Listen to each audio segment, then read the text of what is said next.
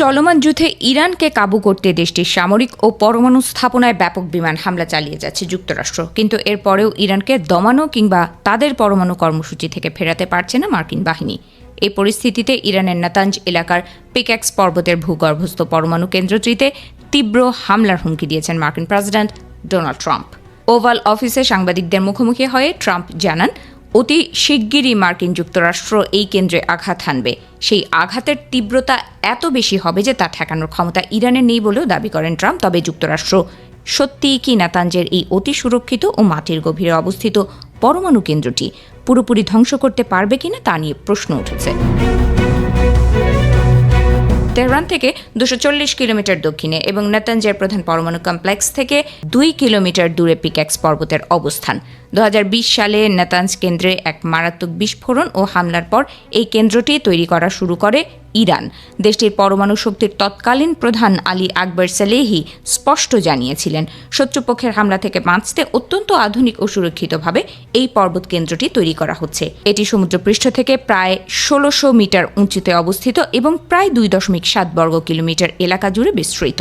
Satellite চিত্রে দেখা গেছে নাতাঞ্জ এলাকার পিক্যাক্স পাহাড়টির প্রবেশপথগুলোর মাটির অন্তত 100 মিটার গভীরে চলে গেছে। এই ধরনের পাহাড়ের পেটে বা মাটির গভীরের স্থাপনা ধ্বংস করতেই আমেরিকা তৈরি করেছিল তাদের সবচেয়ে শক্তিশালী প্রচলিত বোমা GBU-57 MOP।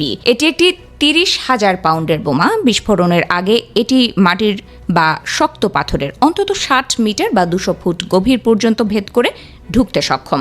তবে এখানে প্রধান সামরিক চ্যালেঞ্জ হল নাতাঞ্জের পরমাণু কেন্দ্রটির অতিরিক্ত গভীরতা।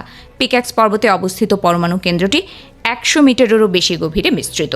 তাই মার্কিন সামরিক বাহিনীর সবচেয়ে শক্তিশালী ওই বোমা দিয়েও এই পরমাণু কেন্দ্র ধ্বংস করা অসম্ভব।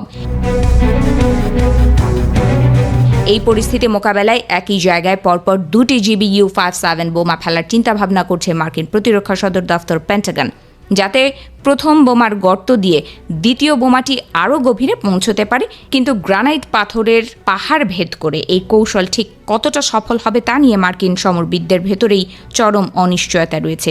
এর পাশাপাশি জাতিসংঘের পরমাণু তদারকি দল এই কেন্দ্রে কখনো প্রবেশের অনুমতি পায়নি। ফলে পাহাড়ের অভ্যন্তরে আসলে কতগুলো সেন্ট্রিফিউজ বা সমৃদ্ধ ইউরেনিয়াম রাখা হয়েছে সে বিষয়ে ওয়াশিংটনের কাছে স্পষ্ট কোনো তথ্য নেই। নাতাঞ্জের এই পরমাণু কেন্দ্রটিতে বিমান বিধ্বংসী ক্ষেপণাস্ত্র এবং ইরানি বাহিনীর কড়া পাহারা রয়েছে। মার্কিন যুক্তরাষ্ট্র হামলা চালালে হয়তো পাহাড়ের ওপরের অংশ, প্রবেশপথ বা বাইরের সরবরাহ লাইনগুলো ধ্বংস করে কেন্দ্রটিকে সাময়িকভাবে অকার্যকর করতে পারবে, কিন্তু মাটির 100 মিটার গভীরে থাকা মূল পরমাণু অবকাঠামো বা সেন্ট্রিফিউজগুলো পুরোপুরি ধ্বংস করা মার্কিন বিমান বাহিনীর জন্য এক চরম কঠিন ও প্রায় অসম্ভব চ্যালেঞ্জ বলে মনে করছেন বিশেষজ্ঞরা।